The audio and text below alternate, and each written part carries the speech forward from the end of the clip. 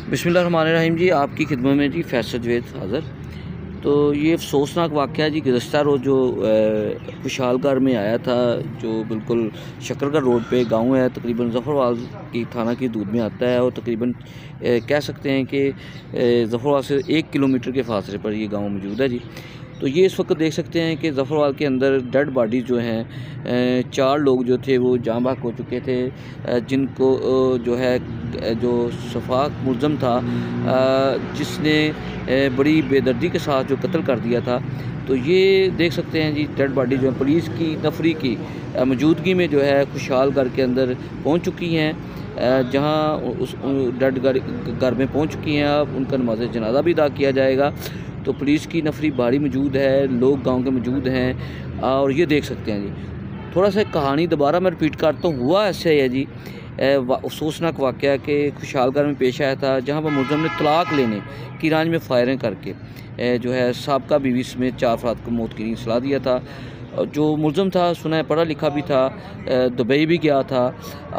तो ये सारे मामला जो मैं बता रहा हूँ, तो अक्सर सवाल उठ रहा था जी वो पढ़ा लिखा नहीं था, लेकिन सुना पढ़ा लिखा था। तो 4 अफराद को मौत की नींद सुला दिया था जी, साबका बीवी से तलाक लेने पर। तो ये जिसमें जो है ना साबक ससुर समेत 3 अफराद ज़ख्मी हुए थे।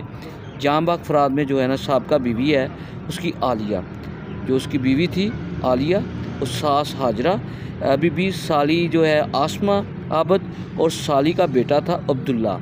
मासूम कली थी जी, वो भी जान की बाजी हार गया है। तो 4 लोग जो हैं जाँ बहक हो चुके हैं। ज़ख्मियों में जो साइमा अब्दुल्ला, अब्दुल गनी कराम शामिल हैं। फायरिंग के बाद मुल्ज़म ने ख़ुद को कमरे में बंद भी कर लिया था जी। वहाँ पे उसने अपने आप को भी कुछ करने की कोशिश की, जबकि पुलिस को इत्तला मिली कि मुल्ज़म फ़लाँ जगह पर मौजूद है।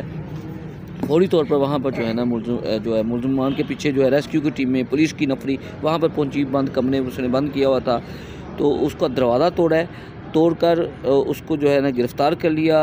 और चूँकि वो भी ज़ख्मी था, तो उस लाशों और ज़ख्मी को अस्पताल मुंतकिल कर दिया, और जो मुल्ज़म था शफाक कातिल था उसको भी अस्पताल मुंतकिल कर दिया।